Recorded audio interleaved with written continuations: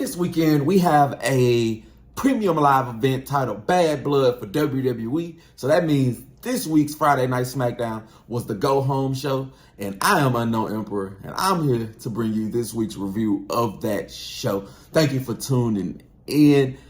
If you like what you see, like, share, and subscribe. This is one of those new, nice wrestling review channels. You know, it's something we enjoy, something. And y'all are more than welcome to leave comments down below of what y'all thought about this week's Friday Night Smackdown. I enjoyed it. It was nice, easy watch. Normally these go-home shows for these type of pay-per-views just be quick, smooth, easy breezy, lemon peasy type ordeal. Easy peasy, lemon squeezy. I said that all the way wrong.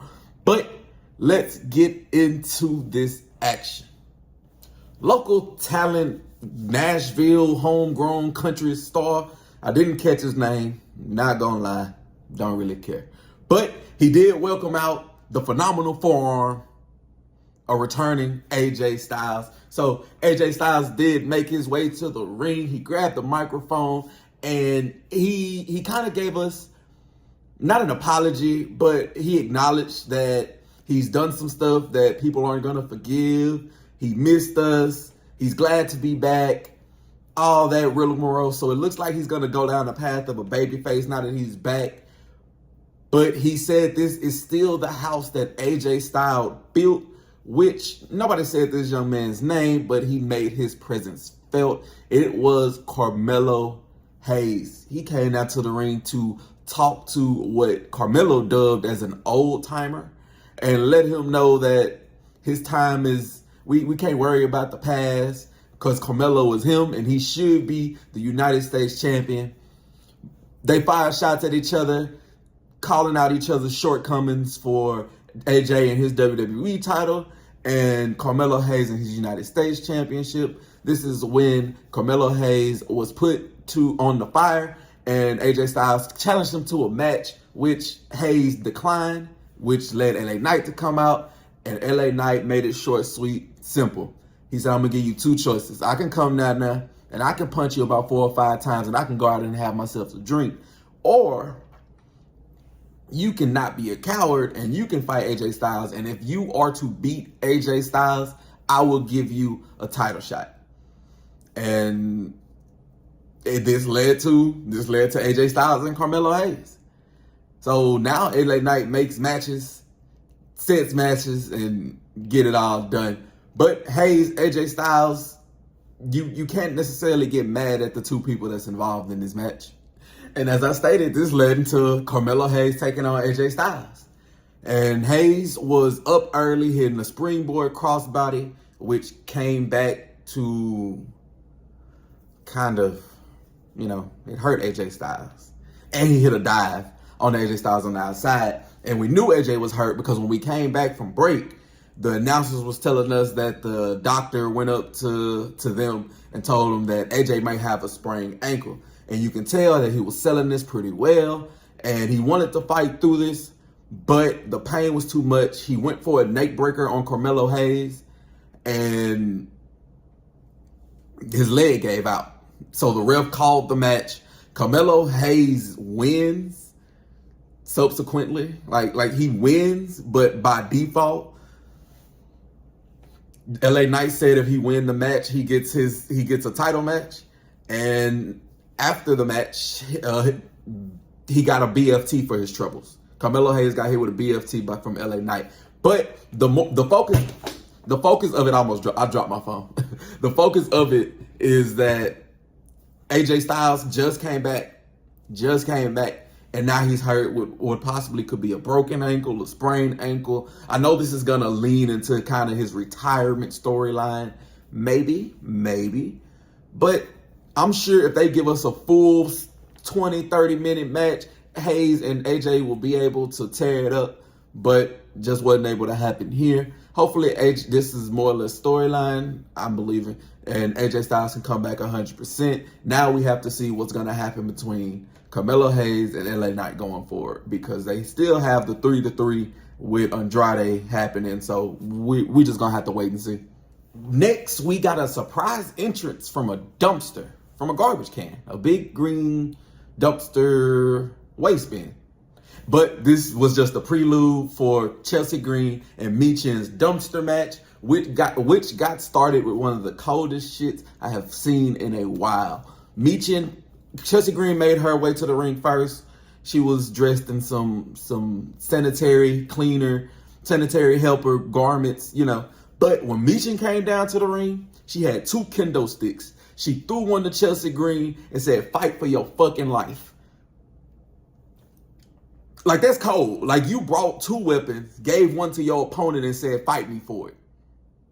So, obviously, Michin got the better of the exchange, but she got a little overexcited and tried to win too early. She hadn't done enough to be able to win the match yet. So, when she tried to throw Chelsea Green into the dumpster, she did go face first into said dumpster, which helped Chelsea Green get the momentum on her side. These two were fighting for control of the match when Michin tried to hit her finisher, eat defeat. It got reversed into a Canadian destroyer, which even surprised Chelsea Green herself. She made a mistake as well. She tried to win too early. She thought that Canadian destroyer was enough. It was not. Michin was able to reverse it, hit her, eat defeat on the second time around. And the announcers made it seem like she was getting revenge for what Nia did to her. But how can you get revenge on someone who didn't do something to you based off of what somebody else did? And I'm saying that to say she grabbed Chelsea Green, put a trash can over her, and then she hit a senton off the top rope, middle rope on the Chelsea Green. This looked nasty. Like, it looked every bit of devastating. I wouldn't want to get a senton hit on me with a trash can on my face. No, sir. No, ma'am. Not me. It was here that Michin wanted to put the finishing touches on Chelsea Green, and she wanted to do it in style. So on top of the dumpster, she placed the table. Whenever she was doing that, Piper Niven came out, got the jump on her, but Piper Niven got a little bit too excited herself. She did a cannonball into that trash can that was prompted on the outside, which left the 2 competitors in the ring. And they made their way to the apron. So they're teeter-tottering on the apron, fighting each other. When Chelsea went for a kick, Michin reversed it, picked her up into a powerbomb, and then slammed her through the table, consequently slamming her into that dumpster. She got out of it, closed the lid, and Michin wins the dumpster match. I said it in one of my videos before. Michin is vastly underrated. I can say the same about Chelsea Green because she makes the most out of her TV time. Michin makes the most out of her TV time. These two can absolutely wrestle. I think just given the right storyline, maybe these two should feud over that mid-card women's championship that's gonna debut sooner or later. Maybe. I wouldn't be mad if either one of these is the inaugural Women's Intercontinental or Women's United States Champion. Unless they want to come up with a different name for it. But these two good. I liked it. I enjoyed it. As I always say, we're going to see where it goes from here. Where is Michin going to go? Where is Chelsea Green going to go? You got to love to see it. We got a Holy Trinity reunion backstage next, and that's Bianca Belair, Jade Cargill, and Naomi. They told Naomi that she's going to be the host. She's going to help them host Bad Blood. When Bayley came in, Bianca obviously not fucking with Bayley. So the tag champions left, which left Naomi and Bayley. Bayley told Naomi as soon as she wins that title, she will be first in line. And then they went their separate ways. She said she was going to go to the ring and call out Nia Jax. Now, there's going to be a heel turn in this. Naomi is most definitely going to turn heel on Bayley. Like, it's just set up that way. Like, it's set up. It's set up for Naomi to turn heel. So let's see the heel glow. Let's see. As I stated, she made her way down to the ring, and she wasted no time. She called out Nia Jax. She said you can bring Tiffy out. So the two came out. Nia Jax, Tiffany Stratton met Bayley in the ring, and everybody was short and sweet and to the point. She says that I'm gonna beat you. You don't respect that title. I've put in the work, I've done the studying, I've done the homework, I've done what it takes to become that champion's owner. You have not. You haven't done that. You don't respect that title or love that title like I do, and I'm going to beat you and take that title from you. But I'm only one of two people that can do it. The other person is your sidekick, Tiffany Stratton, who has that Money in the Bank briefcase. That's the only reason why. It's not because she's better than you. And Nia was finna respond, but Tiffany grabbed the mic, told Bayley that she does not need that briefcase to beat Nia.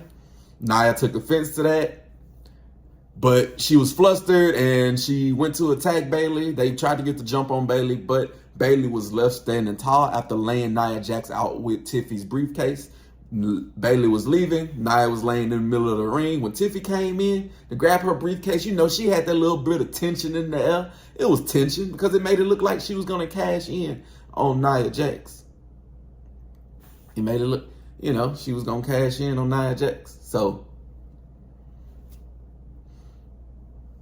you do with that as you will. But I love this story. This story of Nia basically bullying Tiffy to stay next to her, keep her close. Tiffy doing what she can to kind of stay under the radar. Bayley's taking that Naomi's opportunities. Naomi's gonna get her get back. But you love it. You gotta love it. You gotta love it. But after that, Naomi, speaking of her, did make her way down to the ring because this led into the match that her and Tiffany Stratton was gonna have. The problem with this match is they're building up Naomi, and because Tiffy has that briefcase, she can just lose. WWE has this thing to where if their briefcase holder can lose, because they're ultimately gonna get that title sooner or later, they just feel like they can just throw them out there and let them, like, win losses don't really matter to them. But these two most definitely can wrestle, and it showed in the early stages of this match. Naomi was in control. She was able to hit that nice split-legged attack, but it was on the apron. Tiffy was on top. She was showcasing her offense. She was able to reverse a diving crossbody into a power slam. And she hit this nice moonsault off the ropes, but she was on her knees. So she got a springboard off her knees. Like, it was nice. Naomi was back. She went for her somersault leg off the corner of the ropes. She missed that move. Tiffy went on top. This is the first time I've seen her miss the prettiest moonsault, but she missed it. Naomi was in the corner. Tiffy went for her springboard, cartwheel, elbow in the corner. Naomi caught her. Tiffy rolled up Naomi. Naomi shifted her weight, was able to get the better of the roll-ups. 1, 2, 3. Naomi beats Tiffany Stratton, gets a little bit momentum. And as I stated, you know, Tiffy can lose because she has that briefcase. Don't nobody really care about her as far as, like, because she just cashed in, become a champion, and she's validated and all that. But I'm ready for Naomi's heel turn. I believe it's coming sooner rather than later. Triple threat tag action on top of a ladder. It was a triple threat tag ladder match. And it was for your tag team championships. Or the tag team championships or the tag belts. It was for the tag titles. It was the Bloodline, Tama Tonga and Tonga Loa taking on DIY, taking on the Street Profits. And the gameplay from the bell was jump the Bloodline. Beat the Bloodline ass, make it a 2-on-2. It worked at first. It did not last long. Gorillas of Destiny was back on top. They were attacking everybody with ladders. And this caused a big pile-up commotion, which culminated with Montez Ford doing an immaculate dive over the top rope onto the whole pile, which left everybody laying, splaying, scattered all around. Back from break, we immediately got a shatter machine from DIY on the Tama Tonga. And then they hit a meet in the middle on the Tonga Loa, who had a ladder on his head. So they hurt themselves while still hurting him. You know, they twisted it on his neck. He hurt. They got rid of Johnny Gargano. The Street Profits did. And then the Street Profits hit this amazing Tower of Doom spot over a ladder on the Tommaso Ciampa. And at this point, all 6 men are just laid out, sprayed all over the arena. You know, some on the outside of the ring, some on the inside of the ring.